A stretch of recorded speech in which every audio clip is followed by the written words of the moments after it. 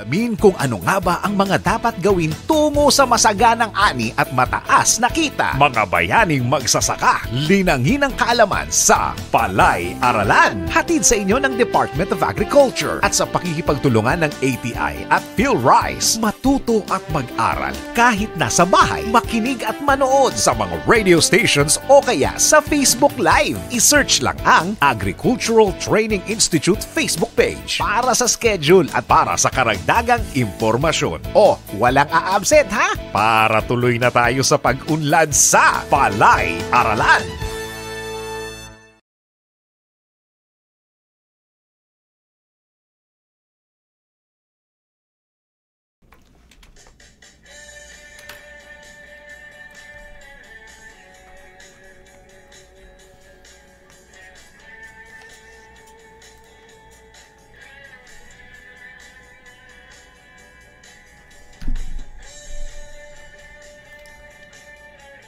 Kayo po'y nakikinig sa School on the Air on Rice-Based Integrated Farming System for South Cotabato.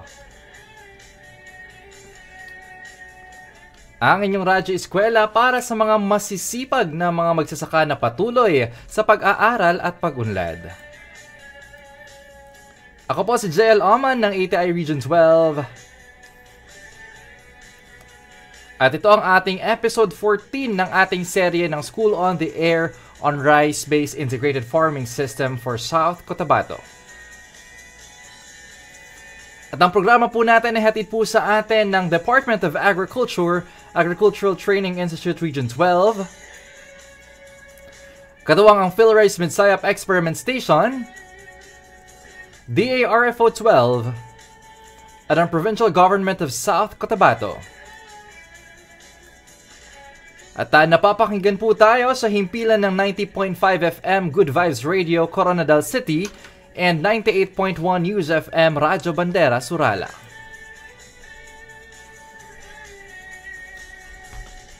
Para po sa inyong mga komento at tanong, mag-text lamang sa 0969-017-8136.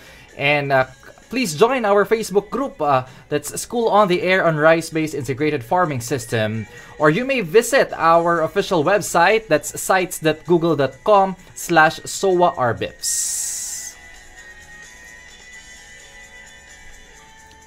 At ngayong umaga kasama po natin ng ating pong Agriculturist 2 at ang focal person ng Organic Agriculture Program,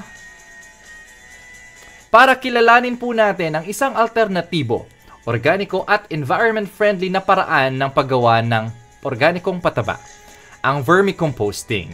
Ayan, muli kasama po natin ang ating resource person, walang iba kundi si Sir Johnny H. Pasakyan. Sir John, magandang umaga, no? At muli nagbabalik tayo sa ating episode. At ngayong umaga at ibabanggitin natin sa kanila or ilalahad natin sa kanila yung itong organikong paraan ng vermicomposting. Sir Johnny, batiin muna natin ang ating mga tagapakinig at tagapanood ng ating programa.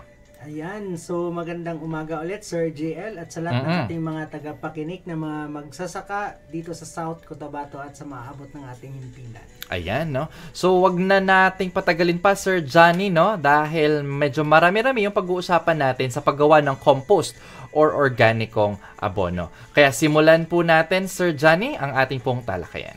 Ayan, salamat Sir JL. So andito na naman ngayon tayo, pag-uusapan natin yung paggawa patungkol doon sa organikong pataba sa ating sakahan. So bilang pasimula Sir JL, so backgrounder lang po, no? Tingnan natin kung ano yung mga nangyayari ba sa ano yung nangyayari doon sa ating kapaligiran. So yes. Ayan, so mayroon tayong ipapakita lamang po, no, ng mga sa slide natin ngayon patungkol po dito sa greenhouse or gas emission. So medyo matagal-tagal na rin po ito, kaya po pag nakikita ninyo, so medyo malaki-laki din po yung greenhouse or gas emission natin doon sa sektor ng agrikultura, no, sa agriculture sector. So yan po, and siyempre dito po sa ating energy supply, medyo nakita po natin ito po yung may 25.9% na energy supply. Saka syempre sa ating forestry may 710.4 and then sa waste at saka yung iba pa po so may naiambag din sa ating sektor doon tungkol sa greenhouse. So tuloy na natin Sir JL. So, bilang panimula natin. Panimula natin. So ngayon po pag nakikita natin sa ating sektor o sa ating kapaligiran o sa ating mga sakahan, syempre problema talaga ng ating mga magsasaka po ngayon yung mahina ang lupa. Siyempre, medyo daw nasisira na yung ating lupa. Kaya nga po, yung mga magsasaka natin ngayon ay talagang nangangailangan ng mga pataba sa ating lupa. So, ngayon po, dahil sa nakikita nating problema, so, nandito ngayon, yung klima natin nagbabago. Siyempre, yung kapag dati, pag nagtatanim yung ating mga ninuno or yung mga parents natin, nakakatanda natin, konting abono lang, so medyo maganda na yung ani ng kanilang mga palay at saka iba't ibang pananim nila sa kanilang mga sakahan. So ngayon, dahil nga po, na medyo, sabihin natin medyo apektado na po at medyo, sabi nga nila, nasisira na yung mga lupa natin ngayon. Yes, oo nga. Kaya nga, nandito tayo ngayon para pag-usapan natin kung ano yung maitulong natin para po maibalik yung ating kagandahan ng ating lupa. Yes. So, kaya nga po, nailikha itong sinasabi nating sustainable agriculture. Kaya nga po, so, ginagamit natin yung mga, kung ano yung mga materials na nandun lang po sa ating sakahan o sa ating kapaligiran. So, ito po yung paano ba natin ibalik kung pagpapaganda sa ating lupa. So, i-condition natin ulit yung ating lupa. So, andito ngayon, isi-share natin yung composting na tinatawag natin. At saka doon sa composting, mayroon pa tayong magandang practice kung paano yung pinakamabilis na pagko-compost or yung composting practices natin sa ating bukirin o sa ating sakahan. So, sa composting, yan po, ginagamit natin yung mga dumi ng hayop at saka yung mga gamit galing lang po doon sa ating sakahan. Example po dyan, yung mga dayami ng ating mga palay. Mga lantang dahon. Mga, yun, yung nabanggit niya ninyo, Sir JL. So, yan po ay mga example ng ating ginagawa para po sa composting. So, pati na rin yung mga iba't ibang uri ng damo natin, no, Sir Johnny? Yung mga tira-tirang galing sa palengke, yung mga nalalanta natin ng mga gulay, legumes, non. Opo, yung tama yan, Sir JL. So, walang sayang pagdating sa composting. So, maliban lamang po doon sa mga plastic, so yan po ay hindi po pwede sa ating composting. Pero yung ibang tirang mga uri ng halaman, so yan po ay pakikinabangan po natin doon sa ating composting. So, yan po, nakikita po natin na sa ating talakayan ngayon, Sir GL. So, pag-uusapan natin kung ano yung mga paraan kung paano po tayo magkakaroon ng isang, yung pagko-compost po sa ating bakuran. So, yan nga po, ngayon ay makikita natin sa mga, natin sa paligid, no, may mga magsasaka na po tayong nagpa-practice ng yung pagko-compost. So, mayroon tayong ginagamit na mga shredder. So, ang dami tayong natatanggap ngayon ng mga shredder. No? Lalo na yung mga libreng shredders, composting facilities, Sir Johnny, no, mula sa BSWM. At marami ng mga government agencies at even ang ating mga learning sites for agriculture ang nakatanggap ng ating mga composting facilities. Yes, totoo yan, Sir JL. So, isang malaking pasasalamat natin sa ating partner sa BSWM dahil po dahil po sa binibigay nilang mga composting facilities, so ang daming mga magsasaka na natutulungan natin para po gumawa ng mga pataba sa kanilang sakahan. Exactly. So, ito po, sa pagko-compost, ano nga ba yung benepisyo? Benefits natin. No? Ano bang makukuha natin dito, Sir Johnny, kapag gumamit tayo ng organikong pataba? Yes. So, ngayon po, napakaraming benepisyo po yung maibibigay ng ating mga organikong pataba sa GL. So, at sa mga magsasaka po natin. So, unang-una dyan ay yung sa ecosystem na maitutulong ng ating organikong pataba. So, una, yung sabi nga, no, yung ecosystem natin ay binabalance ng ating mga organikong pataba. So, yan po, binabalik niya yung magandang lupa natin, no, gaya ng dati. So, isa din po ito sa masasabi nating nagpo-produce ng magandang pagkain doon sa ating mga halaman. Yes. So, at ang iba po, ang isa pa dito ay syempre, pag nakita nating yung ating pataba ay organiko or galing sa composting, so, maiiwasan natin yung masasabi natin mga pesticide or chemical residue. Ayan. So ngayon naman Sir Johnny, no, ano yung mga iba't ibang kondisyon sa pagpoproseso ng pagko-compose natin? So simulan po natin sa ating gagawing area, Sir Johnny. Yes, sige po. So pag-uusapan natin ngayon kung ano nga ba yung dapat na tingnan natin or piliin natin, no, sa pagko-composting.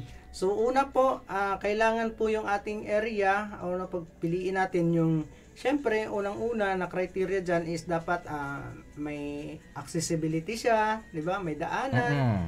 And then, mayroon tayong makukunan ng tubig. And then, siyempre, isa din po sa i-consider natin is dapat po malayo po siya sa mga contamination. So, malayo po siya sa mga hindi magandang area kasi po pag sinabi natin ang ating mga composting area ay malapit sa contamination, may mga chemical, so mahina po yung mas matagal po yung at hindi po mabubuhay ang ating ilalagay na bulati doon para sa composting process. Ayan. So dumako na tayo Sir Johnny sa pag-prepare ng iba't ibang raw materials. Sige, yun. So halimbawa, mayroon na tayong area, nakita na natin kung saan natin sa ilalagay. Siyempre, so, ang una nating activity dito ay siyempre, hahanap tayo ng substrate o yung material na gawin nating compost. So, isa dito yung mga dayami ng ating palay. So, yung mga sobrang pagkain, isa yon. So, dumi ng hayop, mga animal manure, yun ang isang isa pa dito yung mga tain ng kalabaw, baka, kambing, yun po ang magandang ilagay natin doon na pang material sa ating composting. At saka, syempre, yung mga dahon ng mga halaman natin, yan po ay pwede po na ilagay natin doon sa ating composting area. Ayan. So, may mga kailangan ba, Sir Johnny, no, na for example, dapat yung mga dahon lang ng ating pong mga gulay or kahit ba sa paligid-ligid lang natin na iba't ibang mga dahong makikita natin ay pwede ba nating maging raw materials dito? Yes, yun nga Sir Jel, no, magandang tanong ko para sa ating mga magsasaka. So, kahit anong available na mga halaman or dahon ng mga kahoy na nandyan sa inyo, pwede po yan gamitin. At saka, isang maganda pa talaga gamitin para sa ating composting, yung ating mga dahon na sabi natin yung mga ating mga dahon ng mga Madre de Cacao, yung mga legume na mga dahon. Mga legumes natin. Bakit ganun yung prefer or mas ini-encourage natin sila na ganun yung ating magiging substrate, Sir Johnny? So, yun po. Pag halimbawa sinabi natin ng mga legumes, isang magandang gawing substrate po ito, Sir GL. Para po, ito po yung mga halaman na nagproduce ng mataas na nitrogen sa ating mga halaman. Kaya po ito yung isang magandang gamitin na substrate sa ating composting. So nagbibigay po ito ng mataas na level ng nitrogen or pataba na nitrogen sa ating mga halaman. So ayan. So, dumako naman tayo, Sir Johnny. Kapag ka na-collect na natin, no, ready na lahat ng mga raw materials natin. May mga rice straw na tayo, may mga animal manure, at mga dahon na tayo. Ano bang susunod na gagawin natin? Ayan po. So, halimbawa, pag andyan na po yung ating mga substrate, o yung mga gagamitin nating material para sa ating composting, siyempre po, unang-una, ito na yung ginagawa natin na i-chop natin. Halimbawa, no? Gawin nating maliliit na bagay, yung mga dahon ng saging or yung mga halaman or mga kung ano-ano pang mga materialis na hinanap or nakuha natin para doon sa ating composting. So, isi-shred natin kung ito na yung panahon na magagamit natin yung mga shredder machine na ibinigay sa atin ng BSWM. Yes. And syempre, kung wala tayong ganong mga makinarya, balik tayo doon sa mano-mano, no? Doon magagamit tayo ng mga kagamitan natin sa bukid na pang-chop po doon sa ating mga substrate na gagawin. Yun. So, ready na-chop na natin, Sir Johnny. Ang kasunod natin na gagawin? So, yan. So, pagkatapos natin ma-chop, no, na-chop na natin, maliliit na bagay yung ating mga substrate. Siyempre po, ang gagawin natin is i-mix natin lahat. So, mas maganda, Sir GL, kung yung substrate natin ay masusunod natin itong ratio natin. Kung wala, so okay lang po na kung ano lang po yung available doon sa farm po ninyo. So, kung ano yung mga halaman na nandyan, so yun lang po ang imimix natin para po mas maganda yung composting. And kung available naman po yung materials natin, sundin natin itong ratio na nakikita po natin. So, mayroon tayong 3:1:1. So, mayroon tayong mga 3 solid waste, 1 animal manure, and 1 carbonized rice hull kung available po sa farm. Yes, ayun, kung available. So kung wala naman po, so kung ano lang po yung available na nandyan sa inyo, so yun po ang ating imimix po. Haluin lang po natin yan at saka yun po ang gawin nating substrate or compost. Ayan. So ngayon naman, Sir Johnny, after natin maihalo ang ating mga mixed na ang ating mga materials, ay ipapile na natin sila. Yes, yun po. Ipapile natin sila at saka para po mas maganda po yung mas mabilis yung composting process. So mas maganda pag-pile, mayroon tayong mga at yun yan, nabanggit natin kanina, yung mga substrate natin, yung mga legumbre, alternate po natin doon sa mga manure, at saka sa iba pa pong mga materials na gagamitin natin sa composting. And mas maganda kung available po sa inyo, so apply po tayo ng trico, ano? Trichoderma. Yes, trichoderma po. Para po mas mabilis yung decompose or paglanta or pag-compose ng ating substrate. Ayan. So, may mga tanong, Sir Johnny, sa ating comment section. Sir, saan daw po mabibili itong mga trichoderma natin? Okay. So, maganda po yun. So, sa naghahanap po ng ating trichoderma, so if ever available po ito sa office, sa DA office po ninyo, pwede po kanyong sumangguni doon sa kanila at saka mas makikita po natin ito doon po sa ating RCPC office. Yun. So, nabanggit ko po, ang kanilang opisina ay nasa Sultan Kudarat po. So, pwede po kayong pumunta doon sa office ng ating RCPC. At saka, makipag-coordinate lang po tayo sa ating technician sa ating mga munisipyo. Alright. So, yun. So, ngayon, Sir Johnny, ano ba nga yung paraan para malagyan natin ng moist yung ating pong ginawang materyales? Ayan. So, yun nga po. Yung proseso kanina, na-chop na natin, na-file na natin. So, nilagyan na natin ng trico. And then, kasunod po nito, mas maganda po, basahin po muna natin yung, para ma-maintain natin yung moisture ng ating vermicomposting. So, mas maganda basahin po natin siya ng tubig. So, para po mas mapabilis yung kanyang pagbulok ng ating mga substrate. So, mayroon po tayong nakikita dyan na moisture content na sinusunod. Mas maganda po kung makuha natin yung 50 to 60% no? by weight. And then, kailangan po na may tubig po talaga sa. Kaya nga po kanina, Sir JL, nabanggit natin doon sa pagpili ng magandang site So dapat po may source talaga water, malapit sa tubig. Ayun, for sure ang ating mga kapalay kasi sagana ang tubig sa kanila, no? So malapit lang sila sa mga irrigation, sa mga kanal natin. So ayan, hindi sila mamomroblema dito. Yes. So after natin madiligan ang ating pong mga materials, Sir Johnny, ano ba ang kasunod na ating gagawin?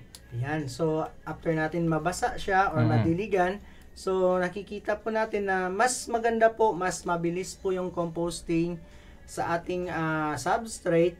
Takpan po natin siya ng plastic or any po na bagay. Yung iba dito is yun nga po, yung mga trapal ang ginagamit. Kahit anong bagay po na maganda yung plastic para po matabunan natin yung ating compost or yung ating mga substrate. So ito po ay pag matabunan natin, syempre yun po mas yung tinatawag natin yung aeration process sa ating mga substrate. Ayan, no? So, next naman na ating i-consider, ito pa rin, Sir Johnny, ang moisture and temperature, no, na dapat natin isaalang-alang. Paulit lang natin na i-remind ng ating mga kapalay na dapat yung optimum range ng ating pong moisture content is nasa 50 to 60%. Yes, opo. So, pag makikita po natin, tandaan po natin, Sir JL, at sa ating mga kasaka na halimbawa, pag ang moisture po talaga ay isa itong factor talaga doon sa ating composting. Kaya nga po, susundin natin yung tamang moisture at nang sa ganun, maganda po yung result ng ating proseso sa pagko-compose. Ayan. So, nabanggit natin kanina yung 50 to 60% na moisture content. So, yun po ang susundin natin at kung hindi siya natin maabot, so kailangan po natin ng tubig talaga. Basahin natin yung mga substrate. Okay. So, ngayon naman, Sir Johnny, meron tayong tinatawag na aeration, no? O yung turning natin. Bakit ba mahalaga ito sa pagko-compose natin? Yan. So, yan po.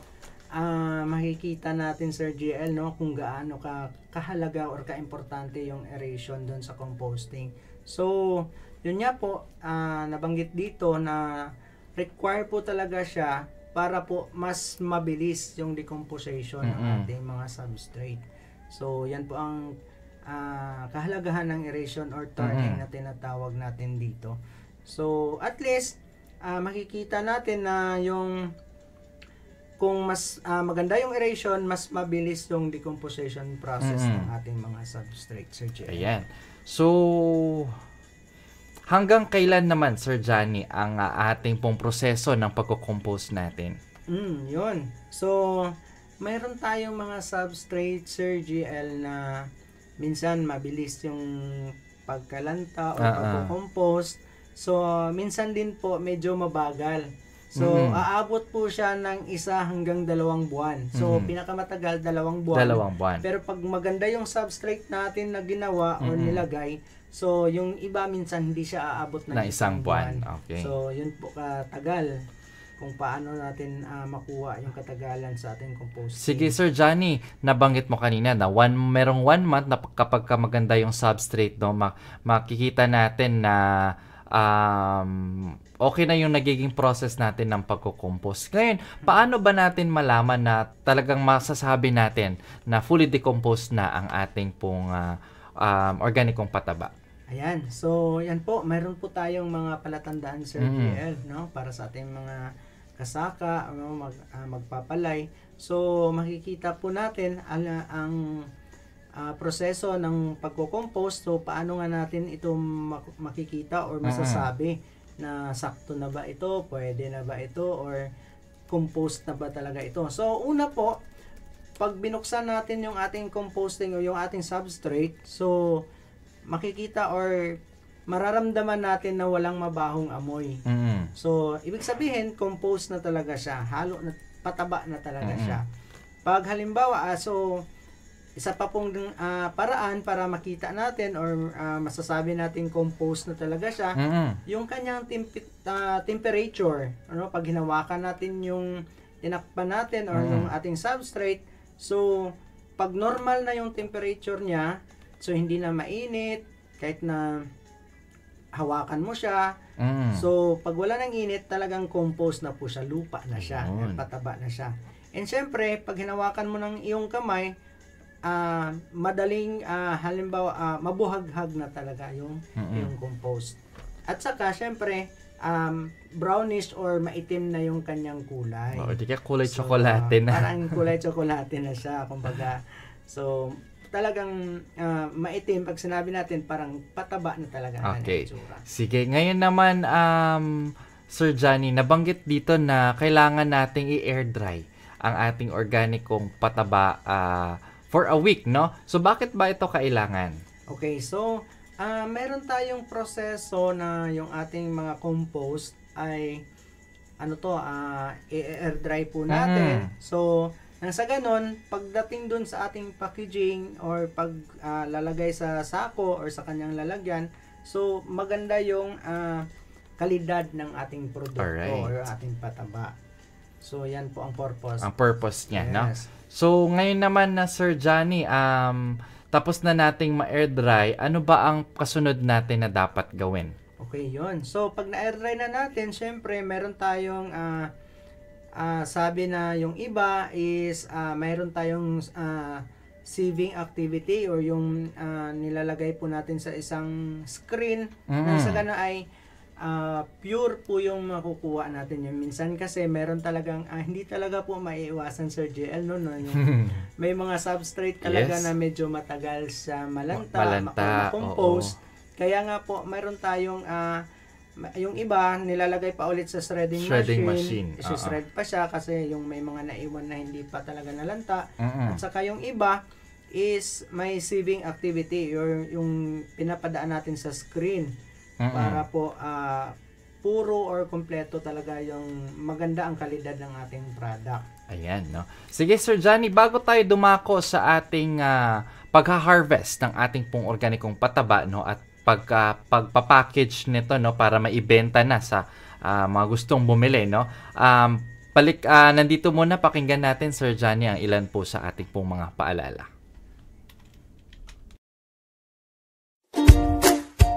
Ay, suko na talaga ako. Nakailang sakong abono na ako sa palayan. Hindi pa rin tumataba ang palay ko. Ano na naman ba ang kinababahala mo si Toy? Ang tatamlay ng mga palay ko. Hindi ko alam kung kulang o sobra yung pataba na nilagay ko. Sus! Ang liit ng problema mo si Toy. Kung kulang ang sustansya na nilalagay mo sa iyong palay, maaaring bumagal ang pagyabong nito. Limitado ang suwi at uhay. At magaan ang mga butil. Kung sobra naman ang iyong pataba, pwedeng maging malamya at maaaring humapay ang palay. Madali itong pestihin at kapitan ng sakit. Kaya, mas mainam na alamin ang mga tamang elemento, dami at tiyempo sa pag-aabuno. Paano ko ba yan malalaman, paring Isko? Simple lang, mas nakatitipid sa gastusin at maaaring makamit ang potensyal na ani kapag naaayon at sapat ang sustansyang ibinibigay natin sa ating mga pananim. Ang sobra o kulang na sustansya ay makasasama sa palay. Alamin din ang tamang tiyempo ng pag-aabono nang mapakinabangan ng palay ang sustansyang ilalagay. Maaari ka rin gumamit ng leaf color chart, -1 element technique at rice crop manager para mabigyan ka ng tamang rekomendasyon sa tamang sustansya at iba pang pamamahala sa iyong palay. Iba ka talaga, paring Isko! Maraming salamat! Basta ikaw, pare si Toy! Para sa karagdagang impormasyon, mag-text sa Farmers Contact Center sa numero 0920-946-2474. Sa RCEF, mataas na ani at kita, kayang-kaya! Ang paalalang ito ay hatid sa inyo ng Rice Competitiveness Enhancement Fund at ATI Region 12.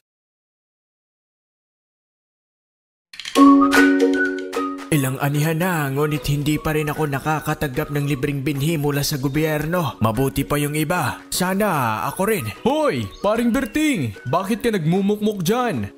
Teka, rehistrado ka na ba sa RSBSA? RSBSA? Ano ba yan? Ang RSBSA o Registry System for Basic Sectors in Agriculture ay ang isinasagawang census o pagre-rehistro sa mga nagsasaka, naghahayupan at mga mangingisda sa lokalidad. Pinapangunahan ito ng Department of Agriculture sa tulong na rin ng mga provincial and municipal local government units. Ganun ba? Para saan naman yon? Ang RSBSA ang kanilang basyan kung sino-sino ang maaaring makatatanggap ng iba't ibang benepisyo at ayuda mula sa DA at iba pang proyekto ng gobyerno. Kasama ba dyan ang libreng binhi? Hindi lang binhi pare. Nandyan din ang karagdagang financial assistance, abono, access to loan programs, crop insurance, mga kagamitan sa pagsasaka tulad ng makinarya, access sa mga programa sa paghahayupan at marami pang iba. Hulog ka talaga ng langit paring Cardo. Walang anuman paring Berting. O, bilisan mo nang tapusin ang pag-aararo mo at sasamahan kitang magparehistro sa RSBSA sa ating Municipal Agriculture Office. Ikaw talaga. Para sa karagdagang impormasyon, mag-text sa Farmers Contact Center sa numero 0920-946-2474. Sa RCEF, mataas na ani at kita, kayang-kaya! Ang paalalang ito ay hatid sa inyo ng Rice Competitiveness Enhancement Fund at ATI Region 12.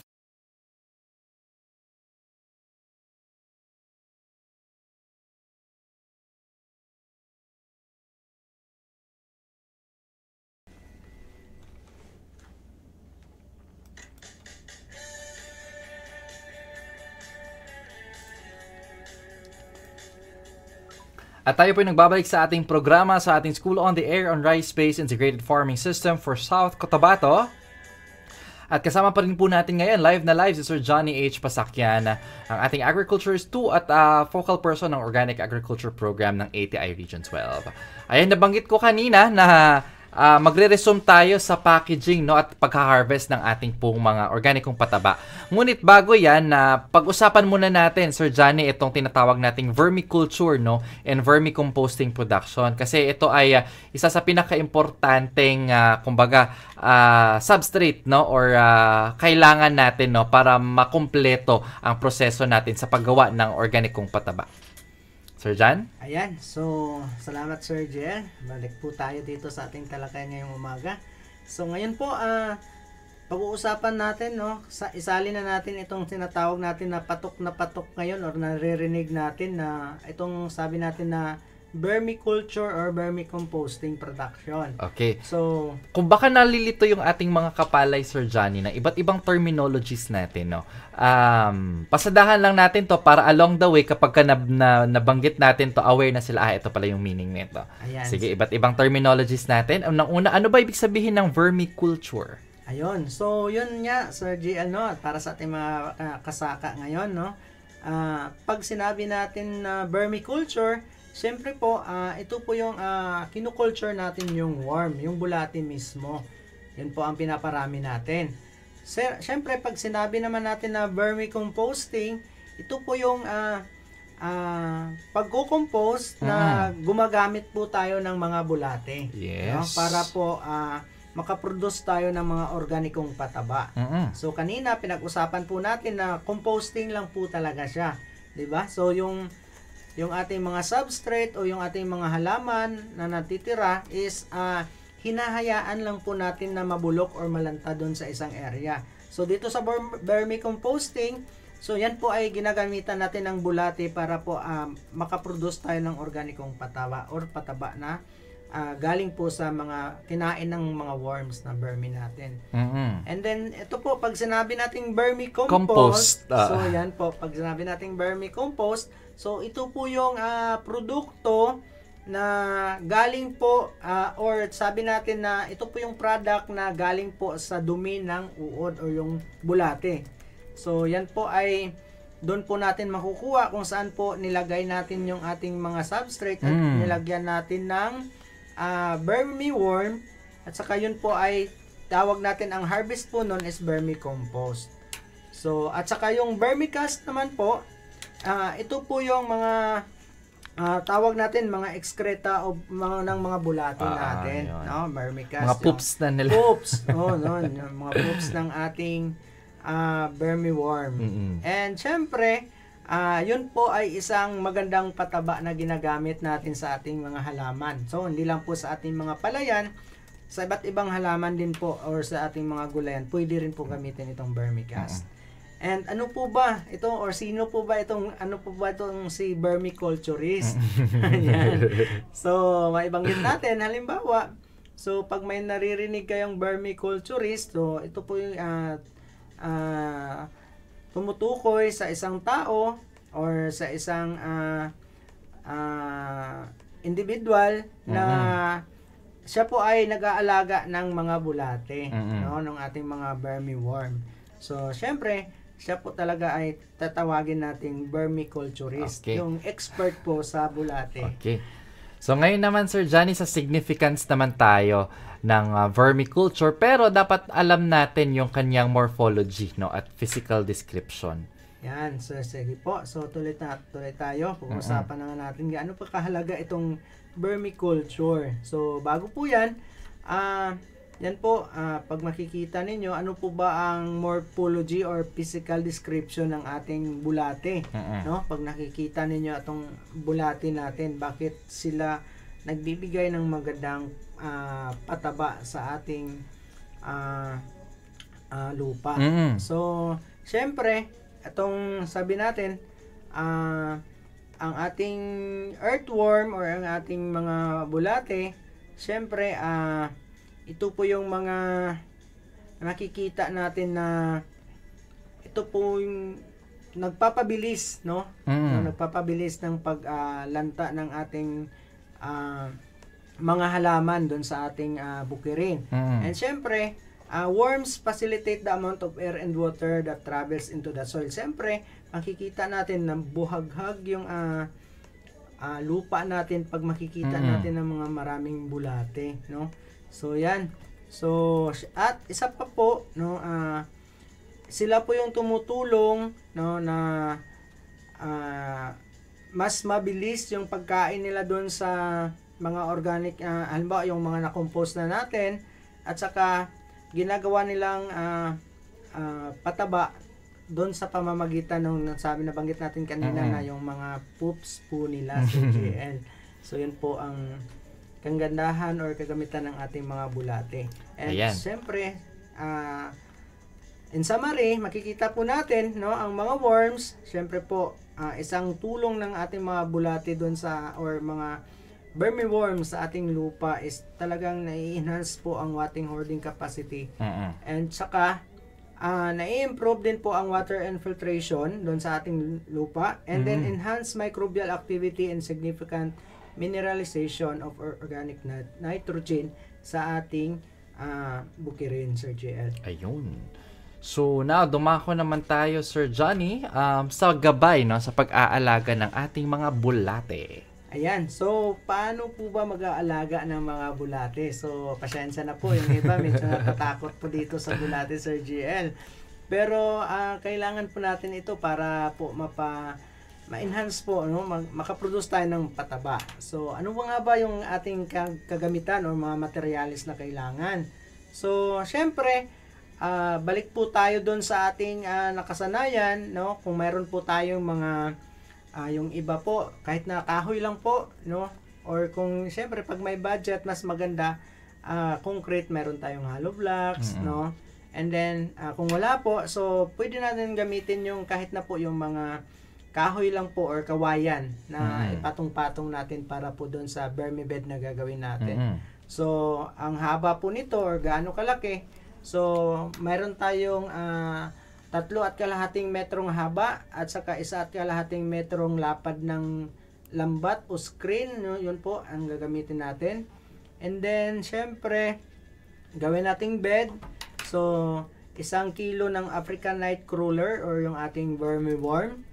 So, yan po ay ilalagay natin dun sa bed natin. At saka, yung mga nabanggit natin kanina na mga substrate, Sir GL, no? Yung ginawa nating compost, yun po talaga ang mainam na lagyan natin ng mga bulate. Natin. Ng mga African Nightcrawler. So, ulitin ko po, yung bulate po na ginagamit natin sa composting is mas maganda po itong African Nightcrawler.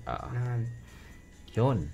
So, after dito, Sir Johnny, no, yun nga, pinakauna natin gawin ay pumili tayo ng angkop na lugar. Yes. So, yung kanina, nabanggit natin, no, yung talagang angkop na lugar. So, ano ba yung dapat or angkop na lugar sa ating vermicomposting? So, dapat po maganda yung area, dapat patag.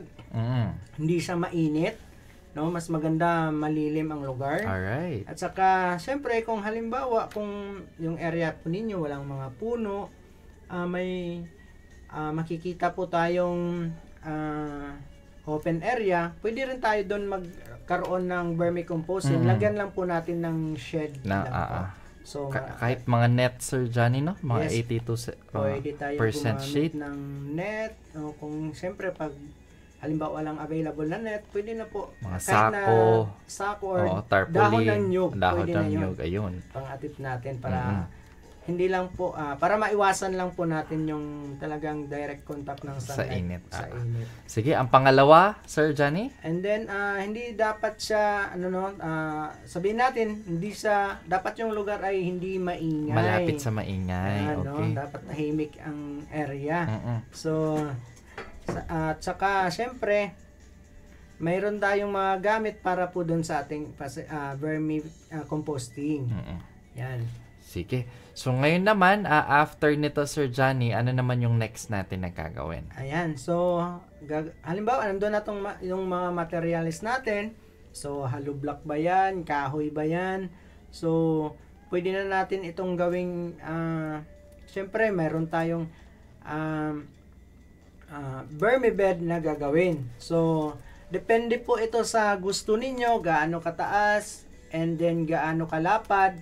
But ang mas maganda po, mainam po dito sa ating vermibed ay yung ma-manage natin kaagad, hindi tayo mahihirapan. Depende po ito sa ating mga nag-aalaga kung ano po yung magandang bed, no? May recommended lang po tayo, wag masyadong taasan yung pile ng hollow block nang sa ganun hindi po tayo mahihirapan during harvesting.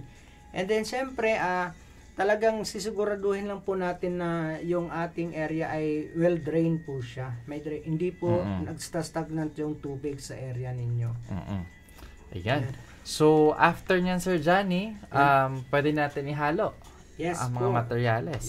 Yung nabanggit natin kanina, Sir GL, no? Yung mga substrate natin o yung mga halaman na ginawa nating compost.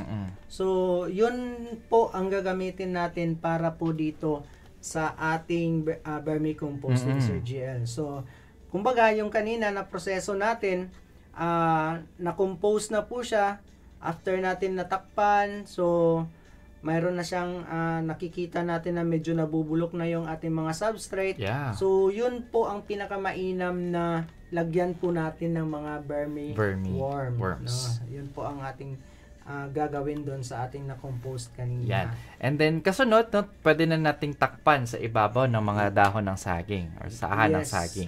Opo, Sir GL. So, halimbawa, nalagyan na natin siya ng mga bulate. So, yan po, takpan natin para po madilim yung area, tahimik, at saka malamig yung temperatura doon po sa ating vermibed. So, yan po ang proseso, Sir GL.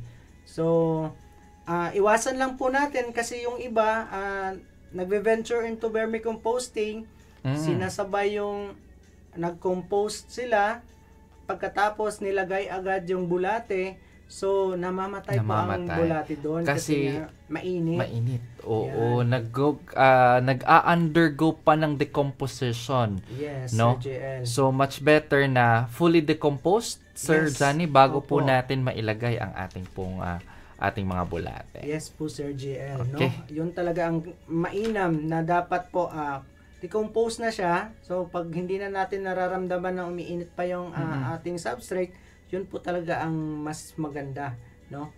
Para lagyan ng bulate. Okay. So, Sir Johnny, bilang panimula lang, Sir Johnny, ilang kilo po ba ng bulate yung pwede nating mailagay sa ating pong nagawang substrate na compost? Okay. So, doon po, Sir G, sa ating hint lang po, tip lang po kung halimbawa, gaano po ba kadami no, dapat. So, doon po sa ating, halimbawa, example lang po natin dito, yung 1 metro ang lapad, at saka 10 meters ang haba, pwede po natin itong lagyan ng 1 kilo. No, kahit na 1 kilo lang po.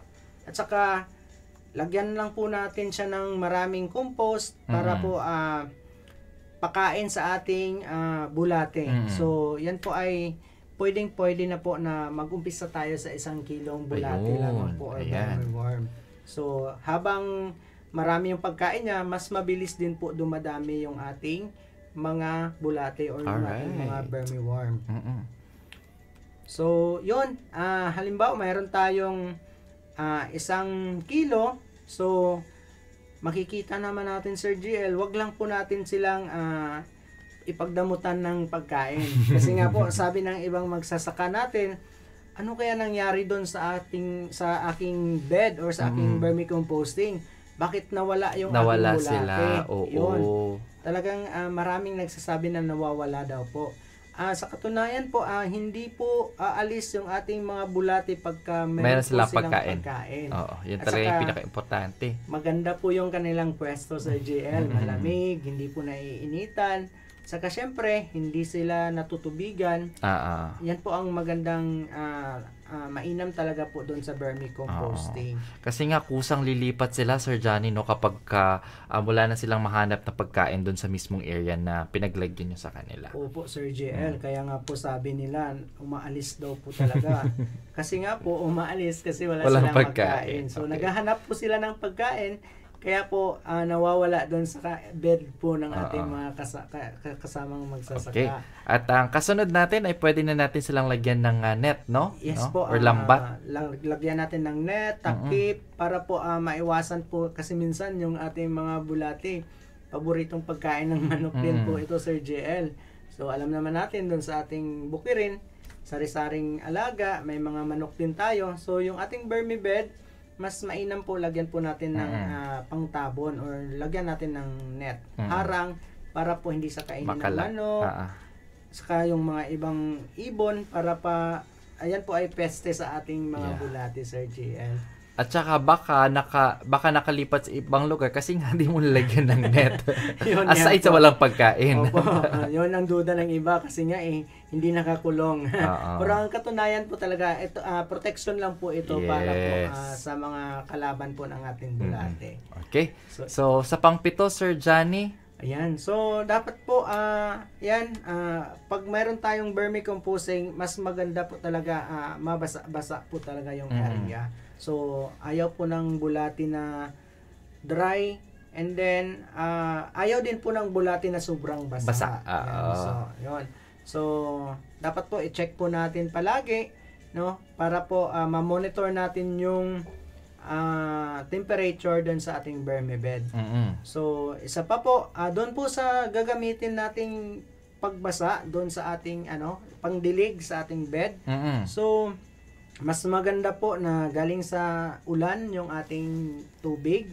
So, iwasan lang po natin yung mga halimbawa, any water or tubig na galing sa mga ilog. Kumbaga, baka po may mga chemicals. So, yun, baka po contaminated ang tubig na yon, so masisira o mamamatay yung ating bulate.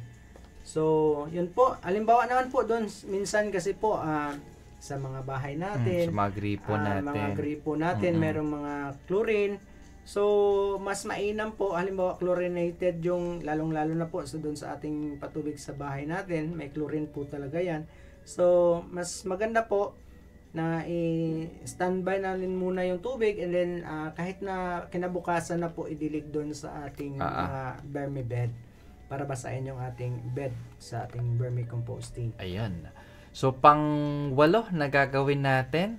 Ayan. So, ikawalo po, wag po nating disturbuhin yung mga bulate habang kumakain sila at nagpaparami. Siyempre po, pag ang mga bulate natin ay busog, mas mabilis din po yung pagdami po nila. Kaya po, wag nating disturbuhin kasi minsan, nag-aalaga tayo ng bulate, mayat maya, hinuhukay natin sila, tinitingnan. So, iwasan po natin yung mga ganong practice. No? Hayaan lang po natin sila. Makikita lang po natin na fully decomposed or wala na yung pagkain kasi po walang aalis na po sila. Magsiseparate po yung dumi ng bulate doon po sa mga compost material, Sir JL. Ayan. So, sa pang-9 natin, Sir Johnny, sa pagkatapos po ng sabihin natin 2 buwan, no? So, ibig sabihin, punong-puno na ng dumi ang ating pong nilagyan, no? Na bed. Yung bed natin. So, halimbawa, kung gusto na po natin, no, puno na po, naubos na yung substrate natin, nakain na po lahat ng mga bulate. So, pwede na po natin itong i-harvest, And then, pag halimbawa, medyo malaki yung bed, syempre, yung iba, ayaw mo na mag-harvest. So, isi-separate lang po yung cast or yung mga poop ng bulate. And then, patuloy po nilang pinapakain yung mga bulate. So, pero kung halimbawa, gusto na ninyong mag-harvest, pwede na po siyang gamitin para sa ating pananim. So, sa ating palayan, doon po sa itong vermicompost or vermicast, ito po yung napakainam na ilagay doon po sa ating seedling tray.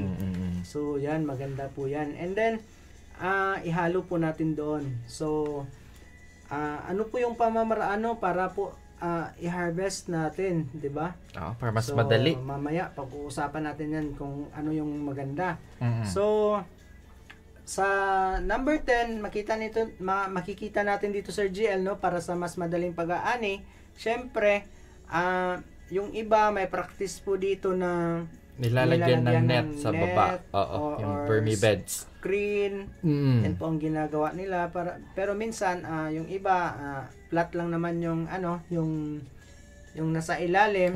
So, depende po sa practice ng ating mga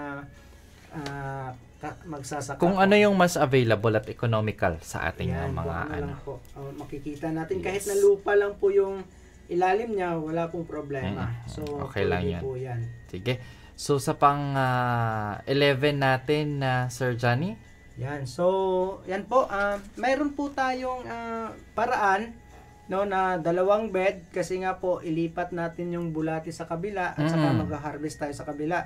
Pero yung iba, may mga practice po tayo na 1 bed lang po, hinahati lang yung bed, yung kabila or kabilang dulo nilalagyan ng substrate, yung kabilang dulo ginagawa nila yung mga natapos or na-compose na po or nakain na ng bulate, doon hiniwalay lang sa kabilang dulo. So, para hindi na po medyo mas maraming gagawin, Sir Jel. So, magsiseparate lang po doon sa 1 bed. Ayan. So, ngayon, nabanggit nga natin kanina yung pagka-harvest na, Sir Johnny. Ayan. Sige, so, ano ba yung iba't ibang mga kondisyon, or mga kailangan natin dapat isaalang-alang? So, doon sa pag-harvest, Sir JL, kanina, nailagay na natin yung mga substrate, diba? So, paglagay natin ng substrate, pina-compose natin siya, pina-decompose natin siya. After ma-decompose, pinakain natin siya sa ating vermi. May proseso tayo, vermi yung pinakain natin doon. And then, pag nakain na siya ng ating mga bulate, ito na po yung panahon na pag-harvest natin, Sir GL. So, ilalagay po siya sa sako. And then, yung iba, mayroon pong ginagamit na saving, yung gamit po ng screen, ayag, ginagamit. Yung iba, mayroon silang machine na parang separator. So, depende po yun sa ating mga practice. Kung anong meron lang. So, pag na-harvest na natin, syempre, Sir GL, ipapack na natin. Ilalagay na natin ito sa magandang lalagyan, sa ating sako. Nang sa ganun ay medyo magagamit natin doon po sa whole duration ng ating pagtatanim ng ating mga palayan. Diba? Ayan. So, Sir Johnny, nasa magkano yung isang sako ng 50 kilos ng vermicompost ngayon? So, ngayon, Sir GL, pag masasabi natin na magkano, naglalaro po ito sa 300 hanggang 500. Ayun. Diba?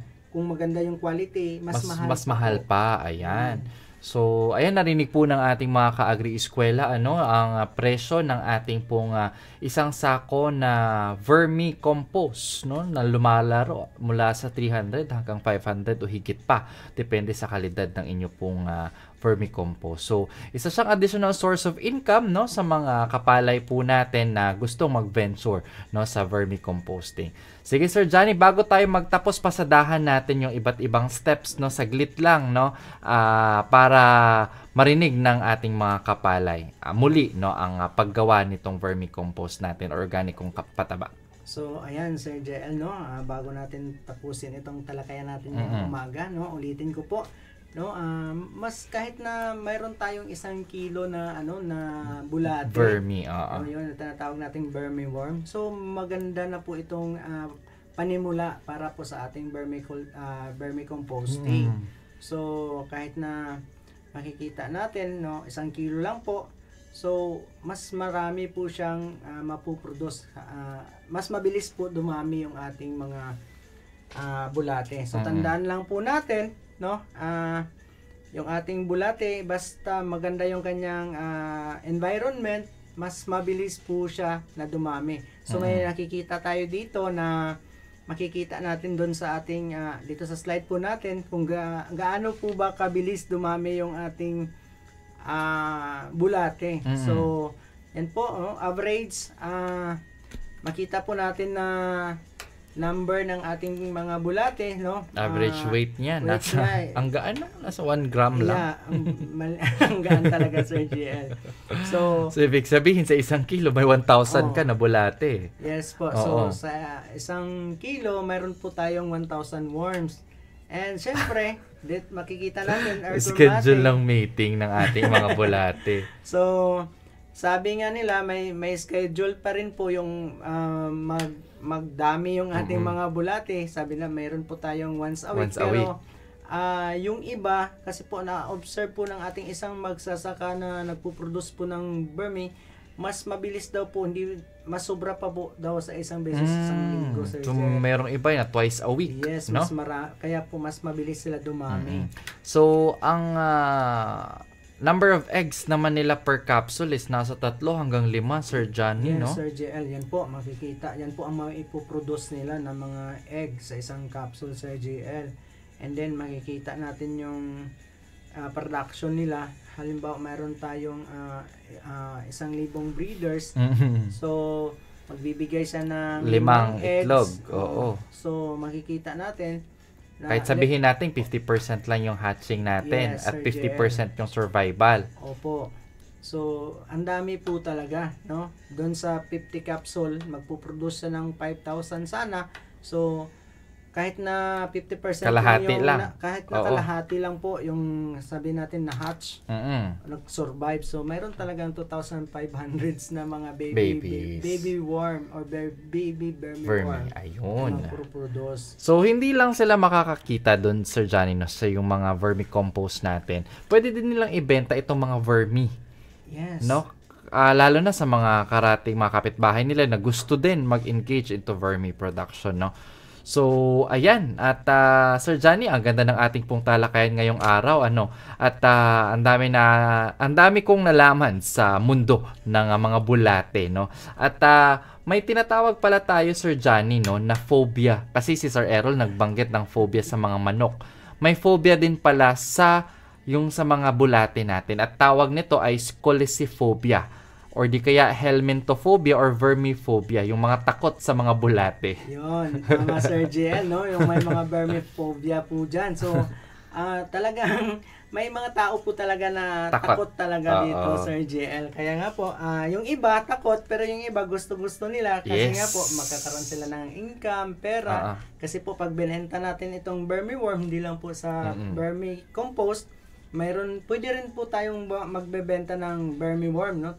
Aabot po ito ng 500 hanggang 1,000, Sir GN. Yung bintahan ng 1 kilo, ng vermiworm. Ayan. So, yan po ang magiging kita natin, Sir GN. Sige. So, wala na po tayong sapat na oras. Sir Johnny, bensahe po sa ating pong mga tagapakinig at tagapanood ng ating programa. Ayan po. So, ulit magandang umaga at maraming salamat po sa lahat ng ating mga magsasakang nakikinig dito po sa South Cotabato.